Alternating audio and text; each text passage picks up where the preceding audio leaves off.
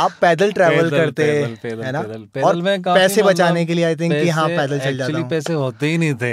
Hey guys, welcome back to my new vlog. और ये vlog बहुत ही स्पेशल होने वाला है, बहुत ही स्पेशल पर्सन इस व्लॉग को ज्वाइन करने वाला है। तो मिलते हैं, लास्ट तक बने रहना व्लॉग में, कुछ भी मिस मत करना। और अभी मैं मंदिर निकल रहा हूँ, उसके बाद में जो भी अपडेट होती है आपको देता हूँ। मिलते हैं, सी यू।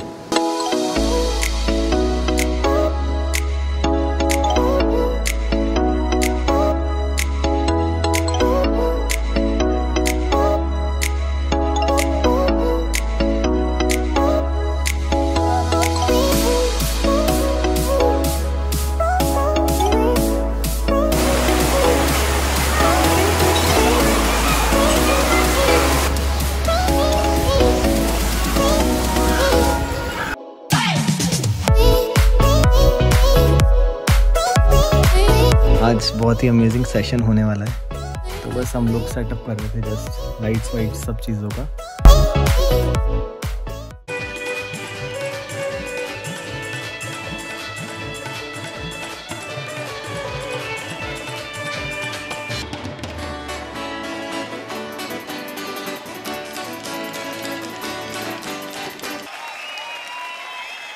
आपके लिए एक सॉन्ग प्ले करेंगे और आप हमारे साथ हमारा सपोर्ट करने के लिए सर प्लीज। जरूर। शाही सर, सोना मैम प्लीज, आप भी प्लीज मैम।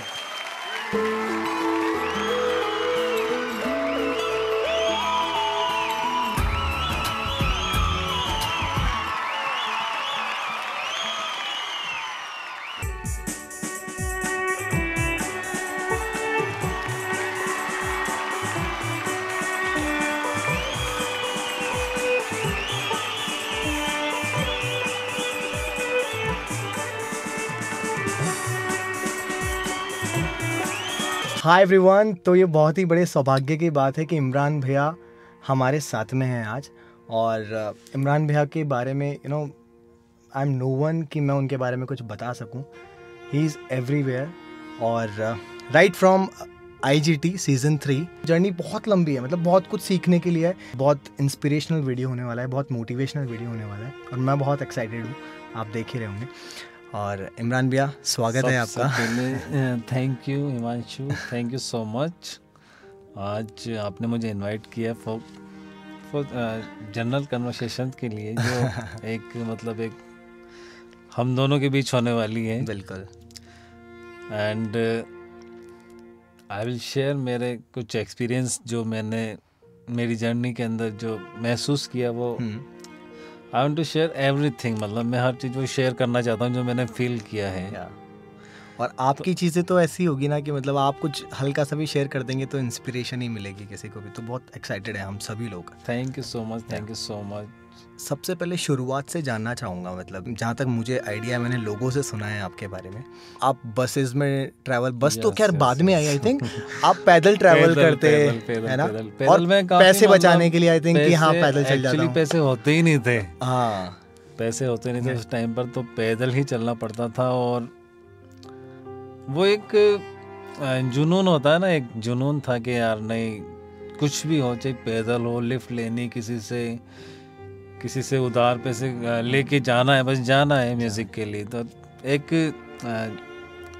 जुनून था उसकी चीज़ के लिए। तो सबसे पहले आपको कब लगा कि यार मतलब अब मुझे म्यूज़िक सीखना चाहिए? मतलब एक्चुअली म्यूज़िक तो शुरू से, मतलब जनरेशन से म्यूज़िक चल रहा है हम लोगों के। छोटा था तो मैं गुनगुना लेता था और हारमोनियम में बजा लेता था थोड़ा बहुत। वो एक जेनेटिक होता है ना कि यार आपको बिना कोई सिखाए आपको सब चीज़ें ऊपर वाले गॉड गिफ्ट जैसे बोल सकते हैं हम लोग। जब बड़ा हुआ, 10th किया, 10th के बाद मेरा admission Rajasthan school of art music college, Rajasthan संगीत संस्थान में। अच्छा। पापा ने मेरा एडमिशन कराया। मैं गया वोकल सीखने के लिए। एक्चुअली मेरा गाने का बहुत शौक था, तो गाने के लिए गया था। इंसिडेंट ऐसा हुआ कि वहाँ पे सीट सारी फुल हो गई वोकल्स की। ओके। और मुझे एडमिशन नहीं मिल पाया वोकल्स के अंदर। तो मैंने मुझे सजेस्ट किया किसी ने कि आप वायलिन 1 साल कर लो, फिर उसके बाद में आप वोकल सीख लेना। तो बोला ठीक है, वायलिन अपन 1 साल करते हैं, then will shift into vocals. तो ऐसा करते मैंने वायलिन शुरू किया। वायलिन शुरू करने के बाद मेरे गुरुजी थे डॉक्टर राजीव अग्रवाल, जिनसे मैंने स्टार्टिंग की जो शिक्षा ली वो डॉक्टर राजीव अग्रवाल जी से ली। और पहला इंट्रोड्यूस उन्होंने ही मुझे करवाया कि वायलिन क्या होता है, वायलिन हाँ किसे वायलिन कहते हैं। जी। तो एक मुझे कोई आइडिया नहीं था। हम लोग की क्लास शुरू हो गई, वायलिन की क्लास के लिए हम लोग मैं डेली जाता। अब किशनपोल, शास्त्री नगर से किशनपोल जाने के लिए भी मतलब काफ़ी मशक्क़त करनी पड़ती थी उसके लिए। कभी आपके पास पैसे ही नहीं है तो आप पैदल ही जा रहे हो। तो एक मतलब दिमाग में ही हो गया था कि यार पापा ने किसी चीज़ के अंदर अपन को डाला है तो वी हैव टू प्रूव। जब अपना एडमिशन हो गया तो कुछ ना कुछ करना है म्यूज़िक के अंदर। सही।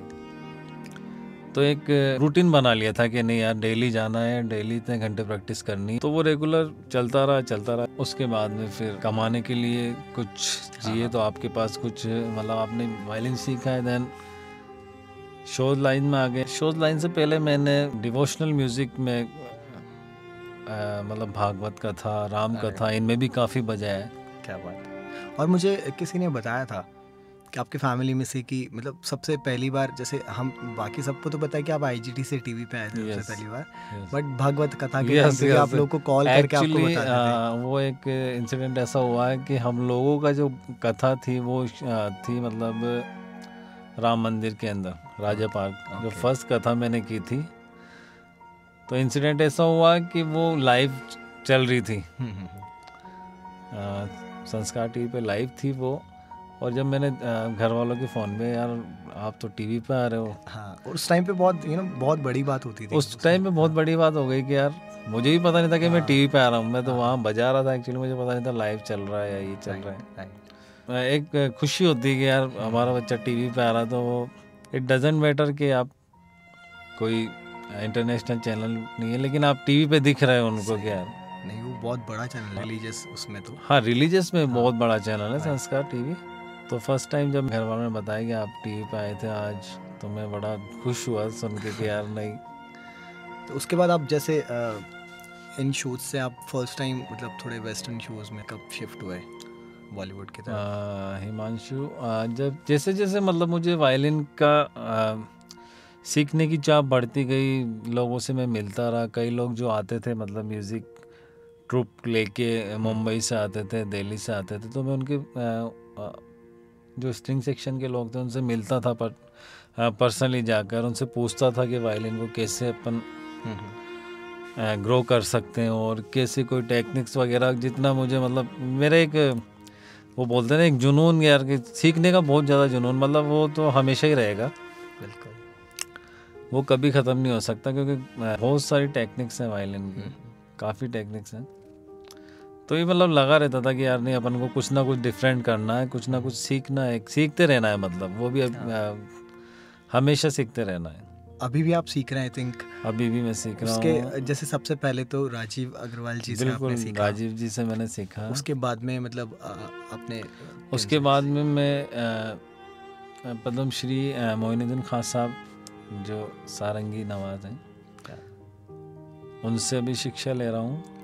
और वेस्टर्न म्यूज़िक की धर्मवीर जी हैं जबड़ा सर, उस्ताद लियाकत अजमेरी हैं, उनसे भी मैं शिक्षा ले रहा हूँ। मुंबई से है वो।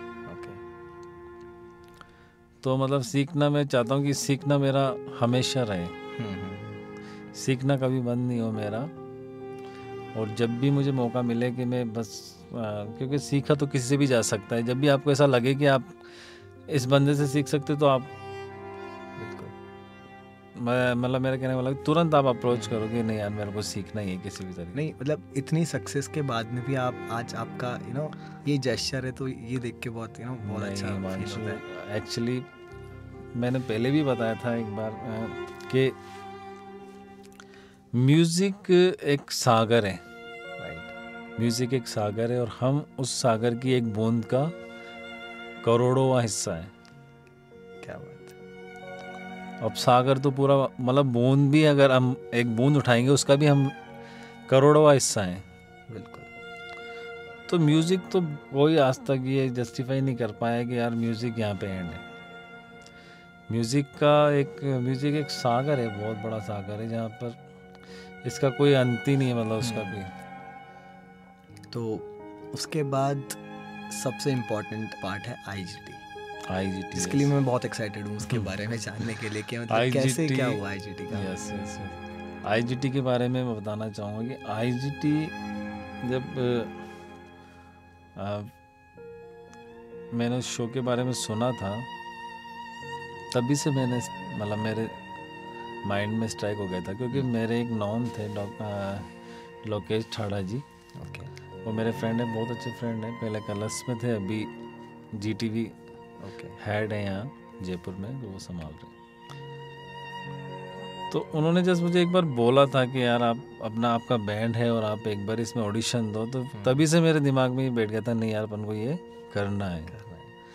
उसके बाद में हम लोगों ने मतलब मैंने एक बैंड फॉर्म किया। बैंड फॉर्म करने के बाद में 1.5-2 महीने हम लोगों ने पर्टिकुलर कुछ कंपोजिशन जो तैयार की थी मैंने उस पर काम किया, और थोड़ी टाइम बाद एक न्यूज़ मेरे पास आई कि इंडियाज़ गॉट टैलेंट के ऑडिशन होने वाले हैं जयपुर के अंदर। तो मैं वो सुन के काफ़ी मतलब जितना खुश था ना कि मुझे ऐसा लग रहा था, मैंने ऑडिशन दिया भी नहीं था जबकि, तो मुझे ऐसा लग रहा था कि मेरा सिलेक्शन हो गया उसके अंदर। मतलब एक पॉजिटिव फीलिंग आती है ना अंदर से कि यार अपन जिस शो के बारे में सोच रहे हैं और वो शो आपके शहर में हो रहा है, और तो आपको डेफिनेटली उसकी मतलब खुशी बहुत ज़्यादा होगी। तो वो ऑडिशन का दिन था, ऑडिशन की लाइन में हम लोग लगे हुए थे। ऑलमोस्ट जयपुर के जितने भी आर्टिस्ट हैं, जितने भी बैंड्स हैं, जो वो सब लोग ऑडिशन के लिए थे। क्या बात, जिन लोगों को मतलब 20-20 साल से जो म्यूज़िक में तपस्या कर रहे थे वो सब लोग थे। बट एक अंदर से ये आवाज़ थी कि नहीं शायद यार हम लोगों का आज सिलेक्शन होगा। एक अंदर से आवाज़ आ रही थी मुझे कि नहीं यार हम लोग सिलेक्शन ज़रूर होगा मेरा आज। बट जो मेरे साथ थे वो बोले यार कैसे क्या होगा क्या नहीं होगा पता नहीं, अपना होगा या नहीं होगा, लेकिन मैं कॉन्फिडेंट था मतलब मन के अंदर कि नहीं यार होगा ज़रूर, अपना कुछ ना कुछ तो होगा। तो ऑडिशन दिया, ऑडिशन में हम लोग जयपुर से सेलेक्ट हो गए। जयपुर से सेलेक्ट होने के बाद ही मतलब हम लोग सेलेक्ट, जैसे उन्होंने बोला कि आप लोग सेलेक्ट हो गए, तो हम लोग मतलब मैं बता नहीं सकता हिमांशु, मतलब वो एक ऐसा पल था कि ऐसी खुशी मतलब कि जो आप चाह रहे हो वो आपके साथ हो जाए। तो आप आई थिंक जो आईजीटी और इस तरीके जो रियलिटी शोज होते हैं उनके लिए जयपुर और इस तरीके के जो सिटीज़ होती है ये स्पेशल टारगेट होती है। यस यस यस, यहाँ से क्योंकि इनको डेफिनेटली ये पता रहता है कि यहाँ से बंदा कोई ना कोई मिलेगा जरूर, क्योंकि जयपुर के काफ़ी बंदों ने बहुत नाम किया है और कर रहे हैं अभी भी। आपने सबसे पहला जो ऑडिशन था आपका दिल्ली ऑडिशन था, उसमें आपने रघुपति राघव का फ्यूजन किया था। यस यस यस, तो वो आइडिया कैसा आया? मतलब ये बहुत out of the box idea है कि ऐसा कभी हुआ नहीं, आई थिंक मैंने बहुत रेयरली देखा है। और वो भी first audition Delhi mega audition था शायद, वो उसमें आप लोगों ने वो आइडिया ऐसा था कि मतलब हम लोगों ने सोचा कि यार गाने सब बजाते हैं, राग भी हम सब बजाते हैं। गांधी जी से काफ़ी इंस्पायर था मैं पहले, मतलब गांधी जी को भी काफ़ी हम लोगों ने सुना है, गांधी जी के भी, क्योंकि गांधी जी का ही फेवरेट भजन था। मतलब ये हमने सोचा कि यार क्यों ना इसी पे मतलब एक बार काम किया जाए। रघुपति राघव पे मैंने सोचा कि नहीं रघुपति राघव ही करेंगे, फिर फाइनल हो गया कि नहीं रघुपति राघव ही करना है। तो उसके बाद हम कैसे इसको फ्यूज़ करें, कैसे इसमें क्या पुट करें कि जी थोड़ा सा अच्छा मतलब थोड़ा डिफरेंट लगे लोगों को। तो उसके लिए हम लोगों ने करीबन स्पेशली रघुपति राघव के लिए मैंने 15 से 20 दिन रिहर्सल की। नहीं यार इसी को करना, और इसी में मतलब जुगलबंदी करना, मतलब एक आउट ऑफ द बॉक्स जिसे बोल सकते हैं कि यार आप रघुपति राघव में जुगलबंदी कर रहे हो, तो वो चीज़ धर्मेंद्र जी और किरण खेर, सोनाली बेंद्रे को इतना पसंद आई कि यार उन्होंने स्टैंडिंग ओवेशन तक हमने दिया। क्या बात, स्टैंडिंग ओवेशन तो आपको आई थिंक सारे एपिसोड में स्टैंडिंग ओवेशन मिला है। और आईजीटी के बाद में मतलब कैसे आपकी लाइफ आगे बढ़ी? उसके बाद आईजीटी के बाद में लाइफ जिसे बोल सकते हैं कि यार लाइफ एकदम मतलब सेटल है। आप हर जगह जाते हो, आपको अच्छा रिस्पांस, अच्छा एक सेलिब्रिटीज ट्रीटमेंट मिलता है आपको कि यार आप जो आपने सोचा नहीं था वो आपके साथ होता है। बिल्कुल बिल्कुल। उसके बाद से फिर आप लोग वर्ल्ड वाइड शोज करने वर्ल्ड लगे वाइड थे शोज ना? हम लोग सबसे करने पहला लगे। शो दुबई में किया, दुबई right में आपने? किया था मैंने मीका सिंह जी के साथ में। ओके। ये अबू धाबी में हुआ, शारजा में और दुबई के अंदर, मतलब 3। तो फर्स्ट इंटरनेशनल शो वहाँ से शुरू हुआ। फर्स्ट इंटरनेशनल शो वहाँ से उसके बाद चलता गया। उसके बाद चलता गया और अभी तक चल रहा है। राइट। तो उसके बाद जो आप लोग शोज़ करते थे, जो आप आईजीटी के पहले आपको शोज़ मिलते थे और आईजीटी के बाद में जब शोज़ मिलने लगे, तो क्या डिफरेंस लगा आपको, मतलब पूरा ओवरऑल ट्रीटमेंट में? मतलब पहले आप शोज़ करते थे तो आप एज ए आर्टिस्ट जा रहे हो, आपको कोई सुन रहा है या नहीं सुन रहा है, कोई दिक्कत मतलब कुछ नहीं। आईजीटी के बाद क्या है कि लोग बाग आपका वेट कर रहे हैं सुनने के लिए कि नहीं यार एक बैंड आने वाला है। क्या बात है। तो वो चीज़ कितना डिफरेंस हो गया। एग्जैक्टली। आर्टिस्ट एक ही है लेकिन उसका प्लेटफॉर्म अगर आप बदल दोगे तो उसका लाइफ चेंज हो गई, मतलब एक तरीके से बोलेंगे। राइट। और कुछ फैन मोमेंट्स आपके रहे, मतलब उसके बाद में कोई उसके बाद में काफ़ी मोमेंट्स मेरी लाइफ में आए, लेकिन 2 मोमेंट्स तो मेरे को मतलब उतने याद हैं वो कि लोग बाग आपका वेट कर रहे हैं और आपके ऑटोग्राफ का वेट कर रहे हैं। क्या बात है। कभी सोचा नहीं था कि हम लोगों का मतलब स्पेशली मेरा ऑटोग्राफ कोई लेगा। उस मोमेंट को जब भी याद करता हूँ तो एक मतलब ऐसी एनर्जेटिक मतलब फील होता है कि नहीं यार, जयपुर के जो बंदे हैं उनमें टैलेंट की कमी नहीं है, लेकिन एकदम से मतलब अगर आपको जो सोचा है और आप अचीव कर लो तो वो एक बहुत बड़ा मतलब मोमेंट जिसे बोल सकते हैं। वो मोमेंट कभी भूल नहीं सकते। वो मोमेंट मैं तो कभी भूल नहीं सकता उस मोमेंट को। एग्जैक्टली। कि यार आपके ऑटोग्राफ के लिए आपके ऑटोग्राफ के लिए आप कोई वेट कर रहा है, तो ये एक आईजीटी का ही ये कमाल है कि यार, क्योंकि उसी ने फेम दिया हम लोगों को, उसी की वजह से। जो आपके फैमिली मेम्बर्स थे और आपके जो भी रिलेटिव्स हैं, आपके दोस्त, उन सब का क्या रिएक्शन था जब आप सबसे पहले आईजीटी से जयपुर आए और उसके बाद में? मतलब आईजीटी से मैं जयपुर आया था तो काफ़ी लोगों की भीड़ मुझे रिसीव करने के लिए आई। क्या? काफ़ी लोगों ने रिसीव करने के लिए फिर हम लोगों को एकदम जैसे जिसे बोलते हैं कि पूरे जयपुर में हम लोगों को घुमाया उन्होंने। एग्जैक्टली। और लोग हमें देखने के लिए मतलब लोगों की भीड़ लगी हुई थी कि हाँ यार ये लोग आईजीटी से आए हैं और जयपुर के बंदे हैं। तो एक तरीके से उन लोगों का एक रिएक्शन ये था कि हाँ यार मतलब काफ़ी लोग हम लोगों को काफ़ी लोगों का प्यार मिला उसमें। मैंने अभी देखा कि आपने सितार सिम्फनी भी स्टार्ट किया। Yes. उसका क्या कॉन्सेप्ट है, वो कैसे एकदम से दिमाग में आया? सितार सिम्फनी का कॉन्सेप्ट तो इंडिया में मैंने जब सबसे पहले सुना तो रवि चारी जी को सुना। उन्होंने सितार का कॉन्सेप्ट शुरू किया, सितार सिम्फनी का। अच्छा। मैंने उनको सुना था फर्स्ट टाइम, तो मैंने बोला कि अपन एक बार अप्लाई करके देखते हैं, क्योंकि आर्टिस्ट अपने पास हैं, सब बजाने वाले हैं, तो एक बार अपन करके देखते हैं कोशिश। तो मैंने कोशिश ही की थी एक बार। वो लोगों को इतना पसंद आया कि काफ़ी लोगों ने मतलब सितार सिम्फनी के शोज़ काफ़ी होने लग गए। मतलब पसंद करने लग गए लोग काफ़ी। डोर सितार सिम्फनी के नाम से ये मेरा प्रोजेक्ट है और इसमें मेरे आर्टिस्ट सब अलग हैं। ड्यून्स ऑफ राजस्थान मेरा अलग बैंड है, वो उसके लिए वो अलग कॉन्सेप्ट है। वो मेरा सूफी फ्यूज़न कॉन्सेप्ट है। तो ये दोनों डिफरेंट काइंड ऑफ कॉन्सेप्ट हैं। ओके। तो मैं अभी फैमिली के बारे में जानना चाहता हूँ थोड़ा। मैंने काफ़ी लोगों से सुना कि जब आपका जो बेटा है मोइज़, तो वो जब आईजीटी में आप गए थे उसी टाइम पे he was Moiz was 6 months old.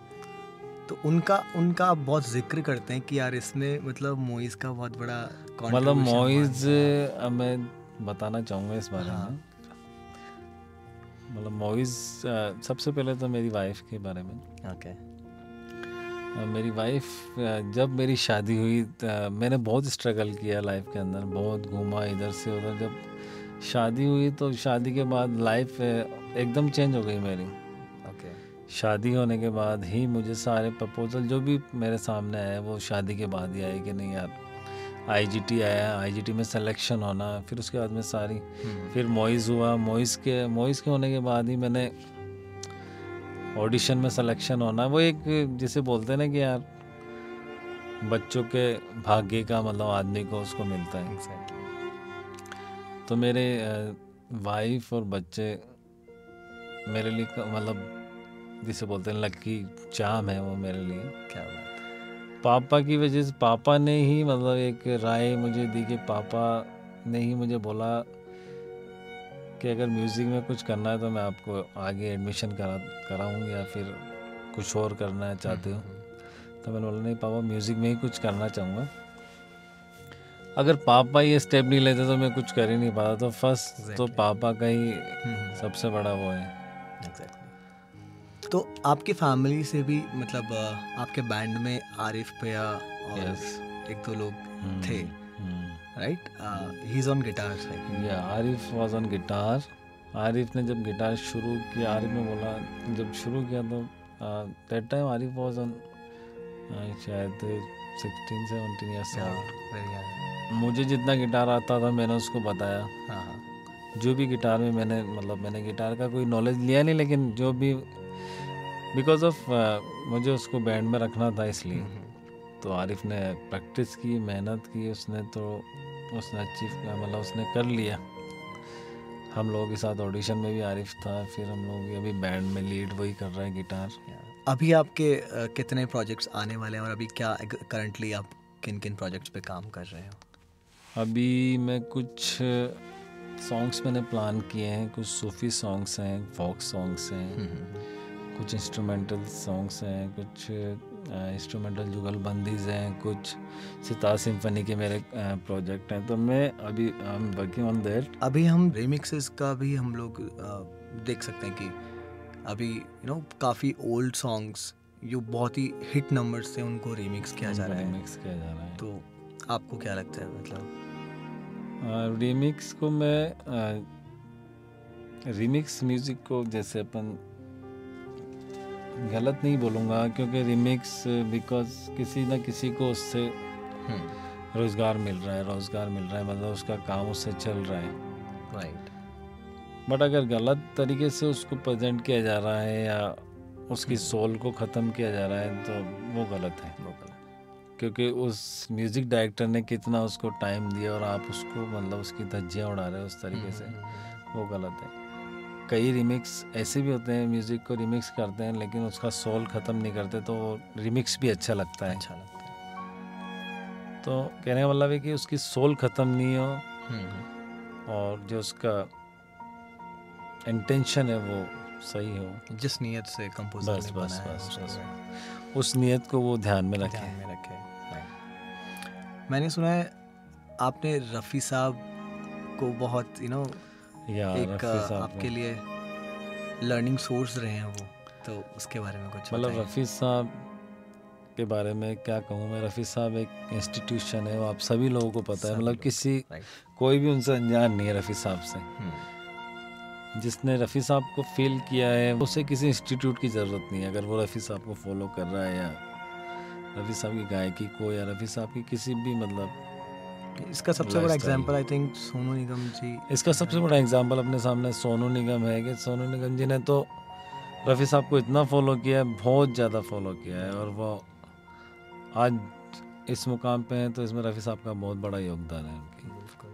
और रहमान सर का कंट्रीब्यूशन आपकी लाइफ में? रहमान सर का कंट्रीब्यूशन, उनका जो म्यूज़िक है वो एक अपीलिंग म्यूज़िक जैसे बोल सकते हैं कि यार वो एक लोगों को इंस्पायर करता है, मतलब उनका म्यूज़िक। जब भी मैं रहमान साहब के गाने में वायलिन्स के जो भी पार्ट हैं वो सुनता हूँ तो मुझे मतलब बहुत मतलब ऐसा फील होता है कि हाँ यार कुछ डिफरेंट किया उन्होंने। और आपको लगता है कि रहमान सर का जो म्यूज़िक है उसको सुन के मतलब आप भगवान से बहुत बिल्कुल easily बिल्कुल connect हो बिल्कुल सकते हैं। रहमान सर का म्यूज़िक एक, जिसे बोलेंगे ना, जब भी उनकी आवाज़ कुछ भी वो आलाप लेते हैं या बीच में किसी भी गाने के, या तो एक जैसे वंदे मातरम ही आप ले लोगे, वंदे मातरम आप सुनोगे तो आपको ऐसा फील होगा कि यार आप दूसरी दुनिया में चल गए कहीं। एक उनकी जो सोल है ना उसकी आवाज़ के अंदर, और जो डैब जिसे कुन फया कुन है, ख्वाजा मेरे ख्वाजा, वो एक अपने आप ही आदमी के रोंगटे खड़े मतलब हो जाएंगे कि उनकी आवाज़ एक ऊपर वाले ने उनको मतलब एक ही बनाया है। राइट। जिन्होंने आपको बहुत इम्प्रेस किया हो, आपको लगता है कि यार मज़ा आ गया मतलब इनके सॉन्ग सुन के? सचित टंडन, हाँ, सचेत परंपरा, उनका सुना तो वो भी एक अच्छे कंपोजर, मतलब उन्होंने अच्छे गाने कंपोज किए, वो मैंने सुना था। और विशाल मिश्रा वंडरफुल। विशाल मिश्रा को भी मैं काफ़ी सुनता हूँ, विशाल मिश्रा को भी। अमित त्रिवेदी काफ़ी टैलेंटेड म्यूजिशियंस हैं, वो भी बहुत यूनिक है, हटके। दो सिंगर्स जो आपके अभी करंट फेवरेट? अभी तो सबके दिलों पे राज अरिजीत सिंह जी ने कर रखा है। क्या बात है। और वो इस लायक भी हैं। मैं भी काफ़ी मतलब उनसे सुनता हूँ, काफ़ी इंस्पायर्ड हूँ अरिजीत सिंह से भी। सोनू निगम जी ऑल टाइम फेवरेट हैं ही हमारे। सोनू निगम जी से तो एक चीज़ और पूछना चाहूँगा मैं कि जो अभी आप देख रहे हैं कि एक बच्चा है जिसने बचपन का प्यार एक सॉन्ग गाया है जी, और उसे इतना हाइप किया जा रहा है कुछ अच्छे सिंगर्स कंपोजर्स द्वारा कि यार उनको बॉलीवुड में लाया जा रहा है, उनको इनविटेशन दिया जा रहा है, और जो लोग सालों से रियाज कर रहे हैं उनको कोई नहीं पूछता और उन पे क्या बीतेगी। मैंने वही बात मैंने आपको बताई कि कमर्शलाइजेशन है सारा। मतलब अभी सब लोग उस बच्चे के साथ वीडियो शेयर कर रहे हैं, बना रहे हैं। तो ये भाई म्यूज़िक, इसको म्यूज़िक का पार्ट नहीं कह सकते अपन, क्योंकि it's not a part of music, क्योंकि वो बच्चे ने कभी म्यूज़िक सीखा नहीं, ना कुछ किया। बच्चे का भी कोई कसूर नहीं, इसमें बच्चे कोई कसूर नहीं है इसमें, तो ये एक एंटरटेनमेंट पर्पज़ है ये। और फिर भेड़ चाल ऐसी है कि जो कर एक के पीछे एक, मतलब वो वाला माहौल है। मैंने आज पहली बार ऐसा कोई सेशन किया है और मैं बहुत ज़्यादा खुशनसीब हूँ कि आप उस सेशन में आए, और अब हिम्मत मिल रही है अभी इतनी देर आपसे बात करने के बाद में कि यार मैं और ऐसी चीज़ें प्लान करूँ। डेफिनेटली मांशु, डेफिनेटली आप उन लोगों को अपने चैनल्स पे लेके आओ, उन लोगों का इंटरव्यू लो जिन्होंने काफ़ी मतलब मेहनत करके जो लोग आगे बढ़े हैं, काफ़ी उन्होंने जो भी फ्रेजेस उन्होंने देखे वो शेयर करो लोगों के साथ, ताकि आम लोगों के पास, हमारे फैंस के पास, सब लोगों के पास ये मैसेज पहुँचे कि यार किस तरीके से हम लोगों को कैसे क्या करना चाहिए। एग्जैक्टली। और ये करने से पहले मैं सबको बताना चाहूँगा कि ये जो आज का जो हमने शूट किया है, ये आप इसको पॉडकास्ट कह सकते हैं, जो भी आप नाम देना चाहें। मेरा सबसे मेन इंटेंशन या मेरा मोटिव यही था कि जो बडिंग आर्टिस्ट हैं, जो लोग रात दिन मेहनत कर रहे हैं इस फील्ड के अंदर, म्यूज़िक फील्ड के अंदर, तो उनको इंस्पिरेशन मिले और जो भी आपके एक्सपीरियंसेस हैं उनसे वो सब कुछ सीख सकें। बिल्कुल, म्यूज़िक हर आदमी में होना चाहिए। और म्यूज़िक के बारे में मैं लास्ट में एक बात और बोलूँगा कि अगर किसी बंदे के अंदर म्यूज़िक है और म्यूज़िक करना चाहता है, या तो हम लोगों के दरवाजे हमेशा खुले हैं उनके लिए। जो लोग म्यूज़िक से प्यार करते हैं, जो म्यूज़िक में अपना कैरियर बनाना चाहते हैं, हम लोग ऑलवेज़ रेडी हैं उनके लिए। बट डेडिकेशन, अगर आपको सोचा है कि यार म्यूज़िक ही करना है, तो आप लोगों को म्यूज़िक ही करना है फिर। एग्जैक्टली। सेकंड थॉट नहीं होना चाहिए।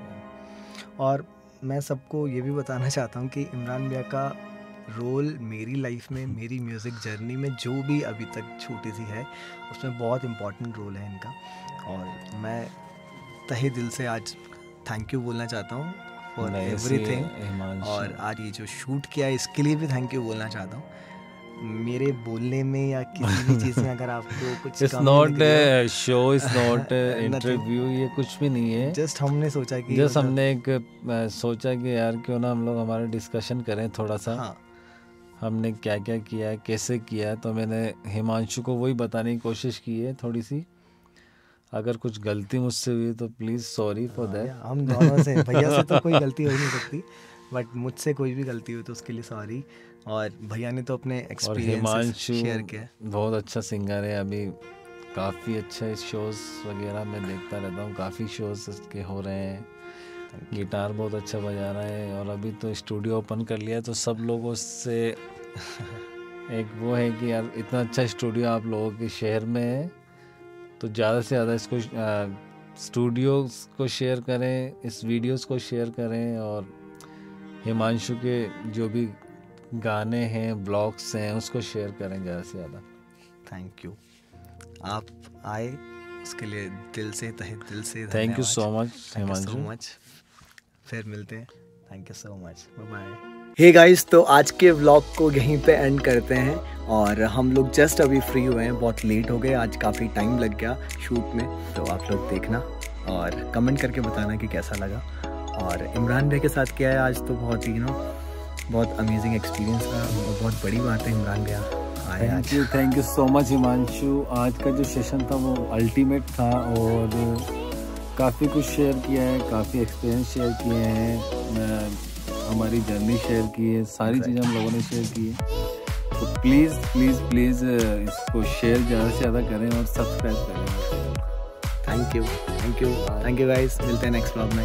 Take care, bye.